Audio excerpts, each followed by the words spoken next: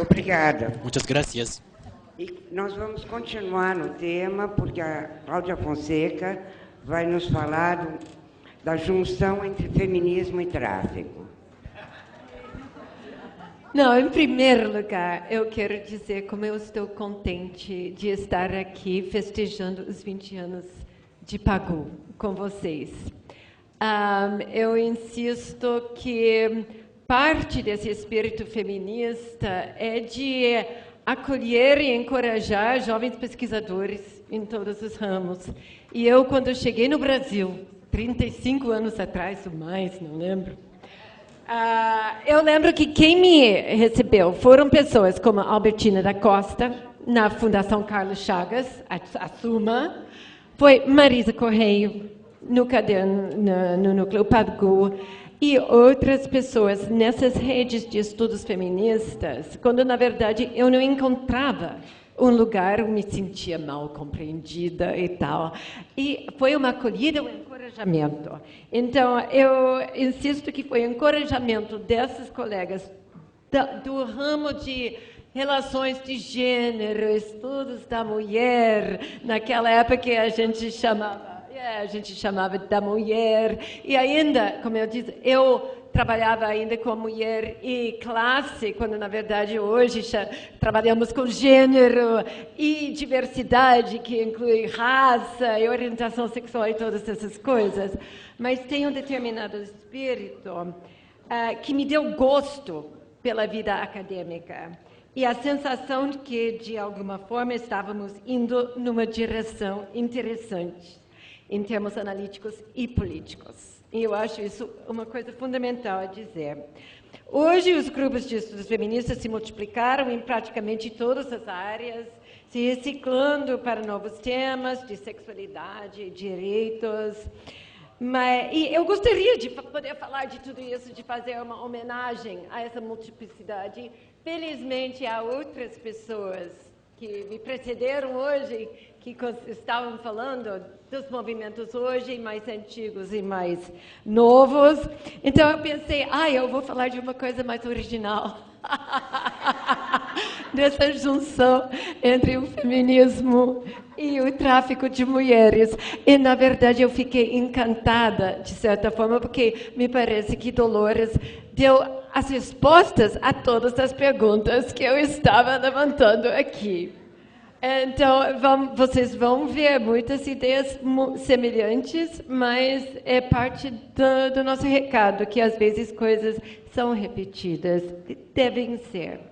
Eu quero insistir que o trabalho sexual me apaixonou durante grande tempo, quer dizer, a pesquisa foi, aliás, minha primeira experiência de trabalho junto com uma ONG, o NEP, que José Miguel tanto conhece.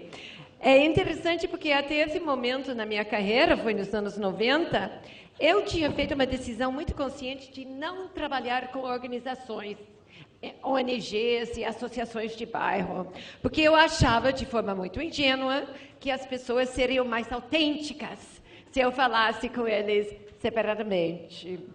E foi uma ONG feminista, Temis, que começou a quebrar minhas resistências, porque veio atrás de nós antropólogas na universidade, pedindo assessoria de um projeto de promotoras populares legais, e elas trabalhavam com essa associação de prostitutas. Aí eu e minhas estudantes entramos nessa interlocução, indo até além da ONG Temis, e fazendo uma parceria que durou bastante tempo. Eu quero dizer que foi naquela época que, junto àquelas mulheres, eu, enquanto pesquisadora, aprendi a superar alguns preconceitos individualistas e existencialistas meus. Não com a prostituição, mas com a riqueza da ação coletiva. Eu não diminuí a intensidade de contatos com as pessoas comuns nas suas rotinas cotidianas, mas tive que lidar agora com a maneira em que a presença de um novo ator, uma coletividade política, mudava o jogo de forças, principalmente entre o pesquisador e os pesquisados. Mas não me atrevo a falar diretamente dessa experiência, agora velha, de 20 anos. Ao invés, eu pensei abordar ao mesmo tempo esse trabalho sexual a partir da literatura que eu venho estudando recentemente, que tem a ver com a era da lógica humanitária. Essa ânsia de ajudar todo mundo. Essa discussão casa de forma conveniente com a questão das trabalhadoras do sexo, o combate ao tráfico de mulheres e as várias posturas feministas que intervêm nesse debate. Eu começo citando um artigo que eu li, foi publicado em 2007, é por um dos autores desse campo das vítimas, Jean-Michel Chaumont. Escreveu um livro sobre a concorrência de vítimas, falando em todo mundo um leque grande de pessoas, desde as vítimas do extermínio, dos campos de extermínio durante a Segunda Guerra Mundial, até as vítimas de abuso sexual, e tentando ver como politicamente essas categorias estão sendo recebidas hoje. E ele escreveu um artigo em 2007 que fala das vítimas que não querem ser vítimas. E falando de quem? As mulheres que são vítimas do tráfico de mulheres. E o que me interessa, ele entra num modo mais histórico, e que vai mostrar um primeiro ponto que eu acho importante colocar, é a resiliência surpreendente de certos estilos de raciocínio. E aí o Sérgio Carrara conhece bem esse termo que vem de Ludwig Fleck, que ele usa, que são, em vez de pensar que nós temos uma ideia dominante, a gente se dá conta que tem determinados estilos de raciocínio que perduram no tempo e que, conforme as circunstâncias políticas e outras, aflora mais o outro. E um desses raciocínios, me parece, é a ideia das mulheres prostitutas vítimas e a necessidade de reprimir o tráfico. Chaumont, esse autor, começa com um artigo muito interessante, que apareceu em 1879 no Boletim de Sociedade Belga de Moralidade Pública, contando a história de uma coitada menina encontrada seminua nas ruas de Bruxelas, correndo e chorando, e ninguém entendia o que ela falava, porque falava uma língua estrangeira. E, de repente, aparecem duas matronas atrás dela, tentando tranquilizá-la e levá-la embora. De repente, irrompe nessa multidão na rua um senhor Salvador que começa a traduzir e vai dizendo, não, essa mulher é uma inocente roubada na Inglaterra e trazida para cá para fazer as coisas mais vergonhosas nos bordéis, e ela está tentando se salvar. Certo? Então, é essa história que é publicada para falar do perigo do tráfico das mulheres. É interessante porque um ano depois houve um inquérito policial, como Laura pode saber, que muitas vezes os policiais que são mais relativizadores, e o inquérito diz, bom, a menina trabalhava no bordel e alguém veio e roubou o freguês favorito dela, e ela, para se manifestar contra, saiu correndo na rua, etc. E acabou, aliás, passando a noite de forma voluntária com um homem que salvou ela das ruas e voltou para o bordel.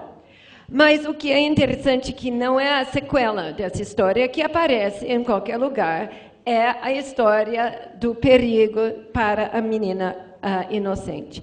Ele vai dizer como esse tipo de história deflagra uma série de medidas que durante algum tempo os diferentes países fazem essas articulações internacionais para combater o tráfico. Mas o primeiro problema é que em 8 anos apareceram 4 mulheres denunciando sua condição de traficada, que não era alguma coisa muito alentadora. Então, sempre a resposta era ampliar a categoria das traficadas, daquelas que foram coibidas para qualquer prostituta estrangeira. De novo, nos anos 1920, com dinheiro da Fundação Rockefeller e essas grandes mulheres do norte querendo salvar o mundo, fizeram um inquérito sobre tráfico de mulheres em 28 países. O inquérito, que durou 3 anos, não conseguiu encontrar as mulheres traficadas. Mais uma vez, a resposta é ampliar a definição das traficadas para todas as mulheres estrangeiras exercendo a prostituição. A justificativa oficial era que, para exercer essa atividade, só uma mulher enganada. Né? À época, havia muitos campeões para salvar as enganadas.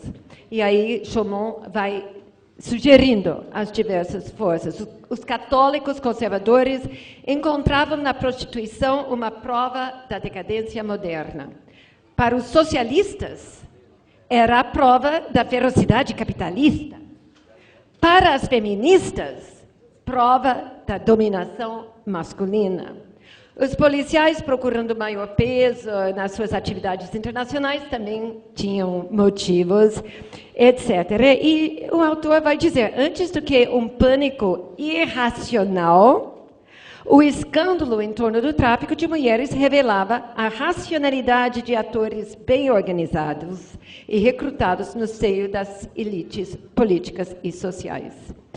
Essa história da época vitoriana parece hoje de uma atualidade estonteante. Né? Eu acho que é incrível quando a gente lê sobre esses acontecimentos, porque é verdade que determinadas coisas mudaram. Nós temos algumas conquistas, mas outras histórias parecem andar em círculos. Né? Hoje talvez a gente tenha políticas eleitoreiras, nós temos jornais também lucrando, mas nós temos uma mesma quantidade de atores interessados em denunciar a questão do tráfico. Entretanto, se esse estilo de raciocínio repressivo não parece mudar, apesar de repetidas provas de sua ineficiência, se não irrelevância total, ao rever a literatura, inclusive para minha fala hoje, me impressionou o quanto o campo de estudos feministas tem evoluído nos últimos 20 anos. E eu vou acrescentar nos cadernos Pagou, antes de tudo, que o público brasileiro pode acompanhar a evolução desse debate entre as líderes intelectuais do campo, como Kamala e como o que eu vou falar, Gayle Rubin. Porque quando tu coloca na internet tráfico de mulheres, o que é a primeira coisa que aparece? O famoso artigo de Gayle Rubin sobre tráfico de mulheres de 1900 publicado em português, 75. O que é interessante é que Pagou publicou foi essa entrevista de Gayle Rubin sobre sua própria obra, entrevista realizada por Judith Butler, que todos vocês já leram. Mas é um extraordinário exercício de uma pessoa retomando e criticando, fazendo uma autocrítica de sua própria obra. Ela vai dizer, bem, eu escrevi aquele artigo no auge da segunda onda de feminismo, numa época quando o marxismo, o lacanianismo, o Lacan e o Lévi-Strauss estavam em alta. Né? E eu tenho que reconhecer, inclusive por causa da influência de muitos colegas dela da rede, ela vai citando, ela mudou de certas ideias, ela cita Carol Ernst, que na época era uma ativista lésbica, que tinha resolvido trabalhar numa casa de massagem e depois resolveu ir ser caminhoneira. Mas em todos os lugares onde trabalhava, organizava os trabalhadores. E essa ativista se indignava com a maneira em que Gayle Rubin usava a retórica da prostituição para persuadir seus leitores quanto ao horror da opressão das mulheres. Considerava que tal técnica de persuasão só aumentava o estigma e, portanto, a opressão das mulheres que faziam trabalho sexual. No final, Gayle Rubin concordou terminei por entender que meu ganho retórico não podia justificar atitudes que racionalizavam a perseguição aos trabalhadores do sexo.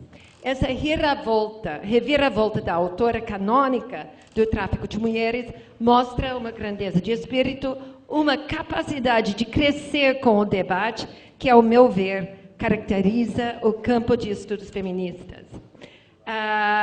Além dessa abertura para a complexidade do mundo real e a recusa de posturas maniqueístas ou atitudes estanques, ainda encontramos aqui outra característica que associo ao campo de estudos feministas: a coragem de expor a cara nos debates políticos e assumir uma responsabilidade pelas consequências. Isto é, a vontade de fazer uma conexão com esse mundo real. Creio que esse tipo de coragem que encontramos nos textos de pioneiras como Kamala, como Adriana Piscitelli e outras, que são todos encontrados nas páginas de Pagou, realmente serve como modelo para todos nós. Agora, eu quero voltar para o campo de humanitarismo e vítimas. O Schumann e outros vão dizer que normalmente a condição de vítima ou aqui traficada pressupõe a ideia de inocência da trabalhadora sexual. Isso pressupõe uma pessoa que não é capaz de entender ou de se defender contra a exploração a qual é submetida. Estou repetindo aqui da Dolores. Emerge a imagem vitoriana da mulher pura e indefesa. Né? E o que a gente vai fazer com aquelas... Quer dizer, primeiro nós criamos duas categorias, as puras e as depravadas. Né? Ou as cúmplices. E a questão, o que nós fazemos com as depravadas? Que é exatamente a pergunta que tu estavas fazendo. E o problema é que muitas vezes a gente pensa, bom, então elas não merecem ou não precisam de proteção porque não são inocentes. Então nós vamos criar uma nova categorização das inocentes traficadas e as outras, as putas mesmo, que merecem todos os maltratos que estão recebendo, certo? Então, essa categoria de vítima é extremamente perigoso. Outra coisa é a infantilização quando a gente não escuta a própria mulher. Ela não sabe o que é melhor para ela. É uma enganada. E eu fiquei estarrecida ontem, escutando Santiago e Cecília falando sobre a Argentina, que eles usam o depoimento sem danos para falar com mulheres supostamente traficadas. Vocês sabem que o depoimento sem danos é colocando o juiz e sua equipe atrás de um espelho para que não assuste, normalmente, as crianças. Nesse caso, estão fazendo isso com mulheres adultas. E é uma coisa, realmente, que, para mim, mostra o status infantilizado que ainda ocupam as mulheres. Bom, agora, violação de direitos. O último ponto que eu quero colocar aqui é justamente sobre direitos humanos. Porque a gente pensa, agora nós podemos erguer a bandeira de direitos humanos e isso vai resolver todas as nossas confusões. Só que tem uma coisa muito interessante. Revendo a literatura, eu peguei o artigo da Kamala sobre norte-americano e um artigo teu sobre a Espanha, da Adriana. E é fascinante, porque nos Estados Unidos a Kamala vai dividir as feministas falando sobre prostituição no campo de feministas abolicionistas, que querem acabar com a prostituição, e as feministas que falam mais em termos de direitos humanos e justiça social, que estão preocupadas com as condições de trabalho e a proteção e garantia de direitos das mulheres prostitutas. Depois eu pego o artigo da Adriana Viana sobre o plano espanhol de combate contra o tráfico das mulheres. E é fascinante porque ela divide mais ou menos frouxamente entre as mais feministas e menos feministas. E as mais feministas têm um direito das mulheres, um discurso sobre os direitos das mulheres trabalhadoras de sexo, sabe? Preocupadas com as suas condições de trabalho. Ela diz, as outras que são muito ligadas às associações humanitárias e religiosas, que estão pensando que a melhor coisa para essas mulheres é acabar de vez com a prostituição, são essas segundas pessoas que estão usando a retórica dos direitos humanos. Elas, quer dizer, que estão querendo acabar com a prostituição, em nome dos direitos humanos, estão arguindo, fazendo alianças para arguir contra a existência dessa profissão. Então, o que eu quero dizer, e aí que eu vou terminando, é a polivalência do termo direitos humanos, usado ora para promover as condições de trabalho sexual, ora para combater a existência desse trabalho, é uma polivalência que tem sido observada por muitos pesquisadores também em outros contextos. As ambiguidades inerentes nesse tipo de bandeira política aparecem no próprio campo do movimento feminista. Mas é graças à perspectiva de estudos feministas que aprendemos a lidar com essas ambiguidades, não como anomalia a ser sanada, e sim como fenômeno integrante de qualquer debate acirrado, e que revela muito sobre as diferentes tensões, articulações e economias morais que subjazem o cenário político atual. Então, eu só quero retomar a ideia de estilos de raciocínio. Quer dizer que nós não temos conquistas, como todo mundo tem dito aqui, para muitos dos nossos temas. Desde a Lia, a Mônica, tu avança um pouco e tu recua um pouco. Tem retrocessos, tem avanços. Estamos constantemente lidando com estilos de raciocínio muito arraigados. E o que faz... eu ia dizer... Porque eu quero dizer o que faz a diferença é o movimento político, né? Mas eu quero insistir que a procura por novos conceitos é importante, ajuda, mas não é suficiente. Porque esses novos conceitos podem ser usados em qualquer lugar do espectro político. O avanço nesse processo, nas discussões, é quando nós aprendemos o caráter eminentemente contextual de nossa escolha de conceitos. E está no processo, quer dizer, as discussões, os debates conceituais, o avanço está no processo e não no produto final.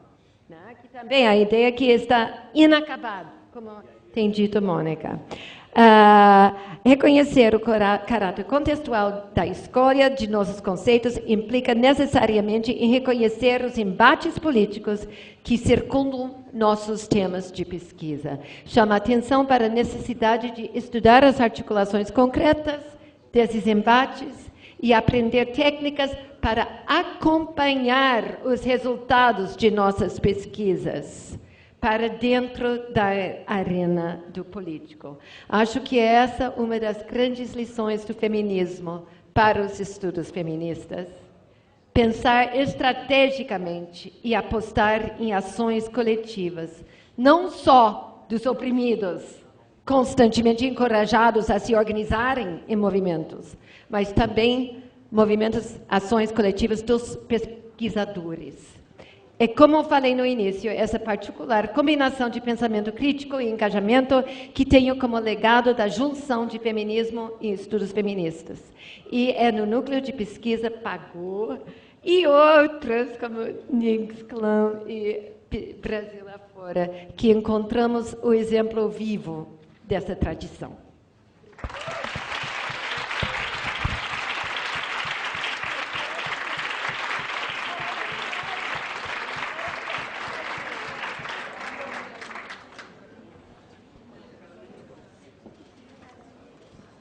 Bom, imagino que o debate será animado, mas eu vou abrir para algumas questões. Por favor.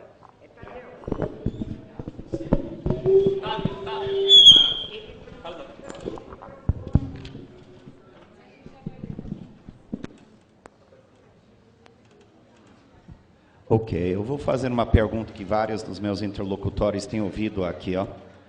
E é uma pergunta arriscada, porque cada vez que eu faço essa pergunta, eu geralmente recebo uma lição de coisas básicas de feminismo que eu já eu já tomo como dado, eu já tomo como... Eu sei de tudo isso. Geralmente eu recebo tipo, mas feminismo é muito diverso, você não pode falar isso. Ou tipo, não, mas o movimento das prostitutas seria nada sem o feminismo. Sim, eu sei disso, eu presumo isso. A pergunta que eu vou levantar é porque eu circulo entre dois mundos, como homem também meio esquisito e não como trabalhador sexual também meio, eu sou esquisito, né? Eu circulo no movimento das prostitutas e eu não sou trabalhador sexual. Eu circulo no movimento feminista, eu não sou mulher, eu sou homem. E eu ouço os feministas falar sobre prostituição, tanto os feministas abolicionistas quanto os feministas que apoiam as prostitutas. E eu ouço o movimento das prostitutas geralmente dar pauladas em cima dos feministas. Particularmente o movimento nos Estados Unidos, Canadá, certos grupos franceses. E eu tenho tentado contabilizar essas duas posições. Muitas vezes eu estou falando com minhas amigas prostitutas, gente, feminismo não é isso que você está imaginando. Feminista é uma vasta e diversa campo de ideias e tal. Mas, falando para os feministas, a pergunta e o ponto é, será que o feminismo, enquanto um campo de pensamento bem diverso, não tem um problema estrutural em algum ponto com pornofobia? Pornofobia. Ou repulsão, medo... repulsão e medo. Eu não estou falando pornografia. Pornofobia. Porno de prostituta, fobia de medo, repulsão. Eu não estou falando todos os feminismos, obviamente. Pagu, não. Aliás, uma das coisas que eu sempre falo para as prostitutas, sem as feministas, vocês não teriam o espaço que vocês têm, em muitos casos, para falar. Mas lembrando que nos Estados Unidos, quando as mulheres finalmente ganharam o voto em Idaho, elas imediatamente tiraram o voto de todas as mulheres negras, indígenas, chinesas e prostitutas, e sendo que isso volta à tona, cada onda de feminismo, parece que os pornofóbicos e abolicionistas ganham e ocupam os espaços de poder. Minha pergunta, então, é, será que nós não temos um problema dentro do feminismo que a gente tem que olhar sobre a nossa pornofobia para explicar por que a gente está sempre perdendo?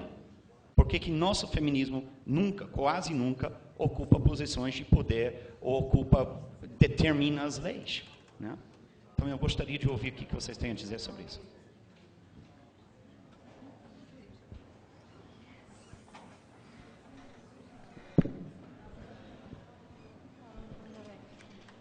Bom, a minha pergunta é mais para a Cláudia, que tem um pouco a ver com a discussão da mesa anterior.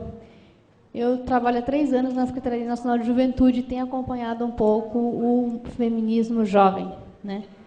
E uma das questões mais fortes que aparece do âmbito da participação política é que há uma resistência, não só uma resistência, mas uma certa negação mesmo de formas de participação institucionalizadas.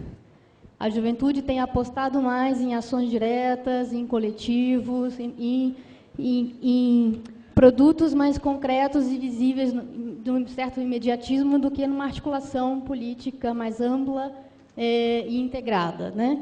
Como que a gente pode pensar os novos feminismos, não só da internet, mas de forma de articulação e de posicionamento político em determinadas pautas, não só sobre o aborto, mas sobre várias outras, num cenário em que uma articulação mais forte com as associações feministas, com os núcleos de pesquisa, eu acho, não estão dialogando com essas novas formas de feminismo jovem.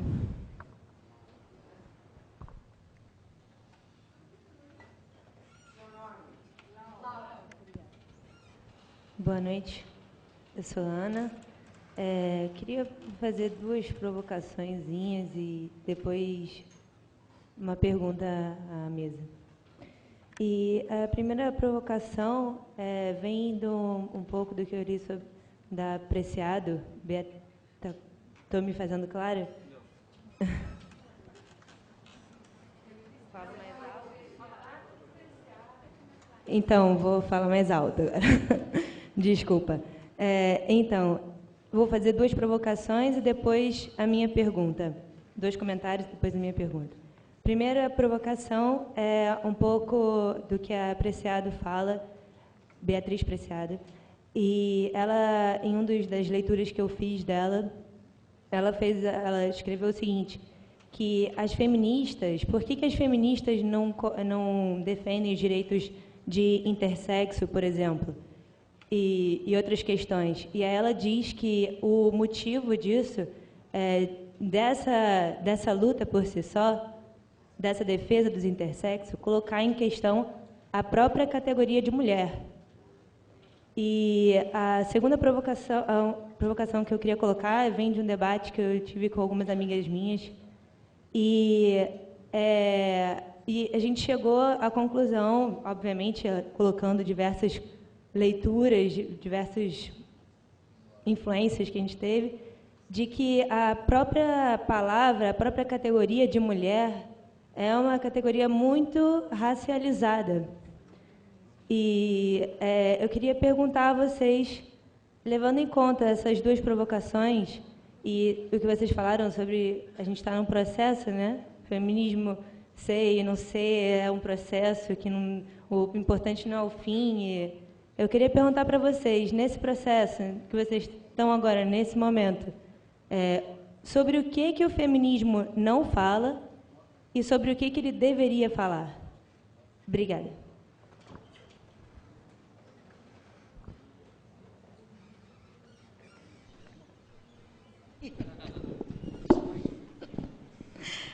Oi, boa noite.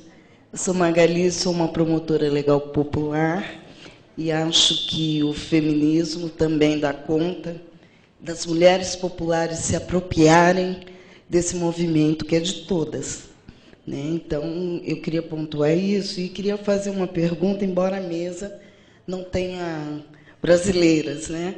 Nós estamos num momento ímpar, onde as prostitutas brasileiras, junto com um deputado, formularam uma lei para que a profissão delas seja reconhecida.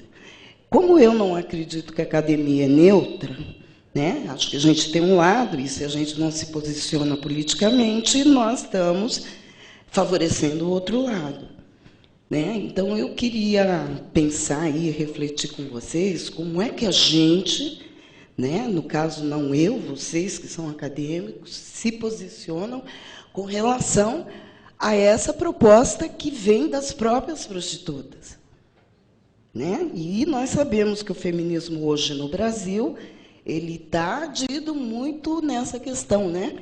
A senhora ali falou sobre a religiosidade, né? Nós temos um feminismo cristão, né? Onde ou você está do lado que ignora as mulheres como elas são, ou você está do lado das mulheres como elas são, né?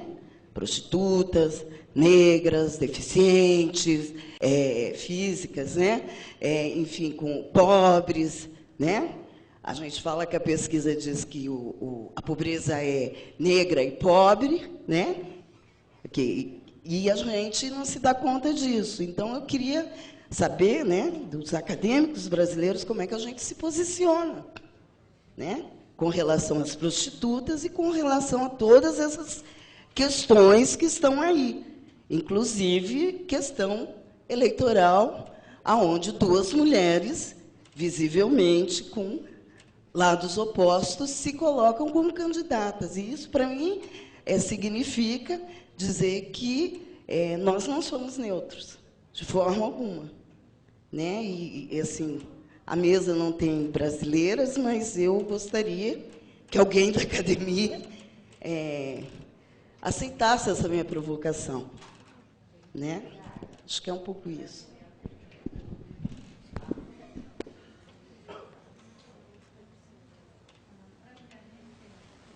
Voy a contestar a la muchacha que citó a Preciado. Yo no sé de dónde sacó que el feminismo no habla de los intersex. Mirá, si ves cualquier revista Feminist Theory o cualquier revista feminista, está llena de artículos de feministas que hablan sobre intersex.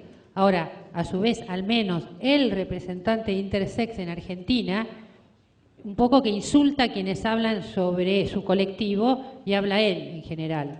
Pero en el caso local, no estoy hablando, y en general las feministas hablan. Bueno, y sobre la categoría mujer, yo creo que deberíamos hacer, no sé, bibliotecas enteras y no da acá. Y la incorporación, lo que hay que tener presente es que el feminismo nace en un contexto acotado, con unas sujetas que transforman la política y ensanchan los límites de lo político, como ya se dijo aquí.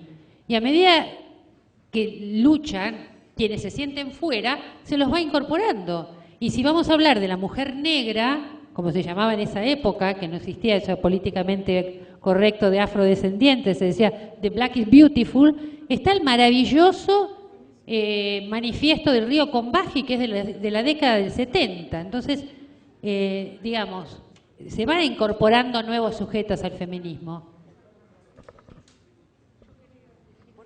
Sí. Algo no estoy muy segura de haberlo entendido bien, pero sobre la organización del feminismo como movimiento hubo dos planteamientos. Uno, si incorporaba o no incorporaba el tema de lo porno, y lo otro, o si era antiporno, y el otro es cómo las mujeres jóvenes se organizaban al margen de las ramas centrales. Bueno, el feminismo, por su génesis, tiene una condición única. Es un movimiento que incorpora la dualidad. Hasta ese momento el punto de vista masculino era el único. Era la verdad, no había ni siquiera que consignarlo ni especificarlo. El feminismo incorpora a otro, no reducible a, pero que aspira a tener los mismos derechos y las mismas capacidades. Lo que pasa es que cuando se incorpora la dualidad, esta dualidad puede seguirse multiplicando al infinito. Y esto no es externo al movimiento feminista, forma parte de su esencia misma. Entonces, el movimiento feminista es un conjunto de movimientos. Por eso nosotros podemos hablar de feminismo hegemónico, de feminismo radical, de feminismo de izquierdas, de feminismo juvenil, y no hay una contradicción, no necesita reunirse en una única unidad. Puede articularse como un conjunto de propuestas con las cuales se camina una cierta cantidad de camino, pero no forzosamente se basa en acuerdos máximos, puede basarse en acuerdos mínimos. Y desde ese punto de vista, como posibilidad es muy amplia. Y en cuanto a las organizaciones juveniles, y curiosamente, resultan más femeninas que el feminismo. ¿A qué me refiero? Si nosotros vemos cómo son las organizaciones de mujeres, hay muchos trabajos sobre organizaciones de mujeres, vemos que son menos jerárquicas, menos institucionalizadas, más fluidas, con menor liderazgo explícito, más centrada en hacer tales o cuales cosas. Y estas son algunas de las características que, al menos visto desde afuera, porque ya desde adentro el movimiento de los jóvenes no cuelo, ¿verdad? Entonces, tiene el movimiento juvenil, que es mucho más fluido y menos estructurado. Entonces yo creo que ambas cosas no son incompatibles con el feminismo en sí mismo, pero pueden ser incompatibles con ciertas ramas o sectores del feminismo. Bom, é uma agenda de perguntas para a gente fazer mais 5 seminários, né?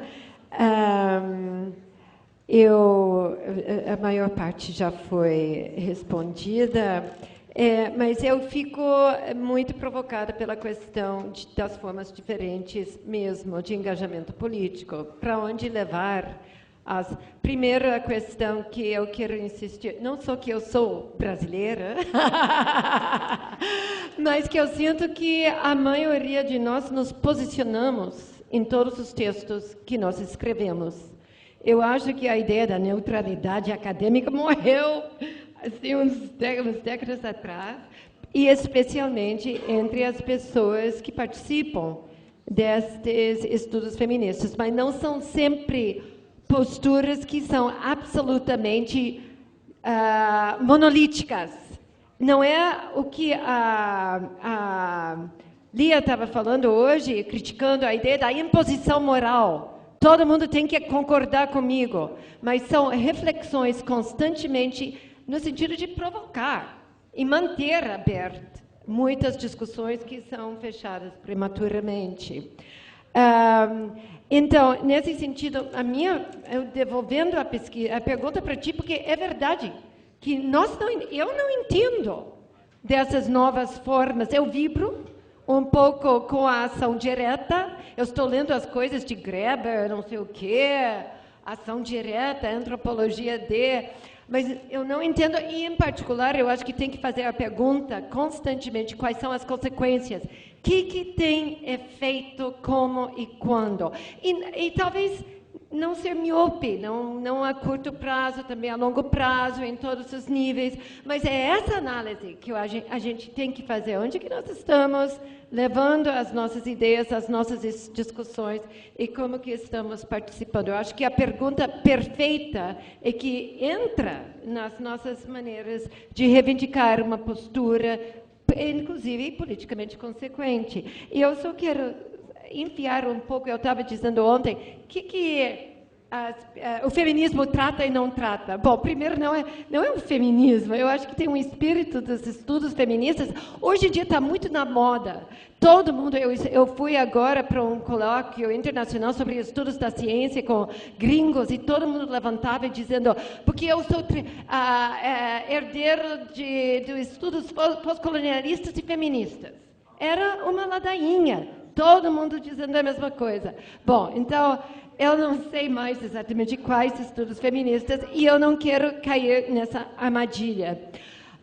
Mas eu acho que tem um espírito que, pelo menos, eu adquiri aqui na interlocução com essas pessoas, que é esse espírito questionador de certezas dogmáticas.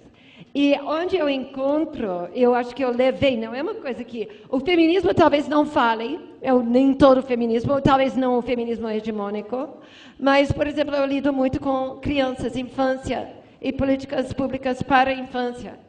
E eu levo o espírito crítico para dentro, justamente para questionar as imagens hegemônicas de que é a família certa, que é a boa. Sabe? E eu digo que é uma análise crítica que não é necessariamente o feminismo que esteja fazendo, mas é uma perspectiva que eu considero tributária dos estudos feministas, que me leva e me ajuda a fazer esse questionamento e pensar para onde eu estou indo com esse questionamento. Bom, obrigada a todos. E nos encontramos amanhã às 9h.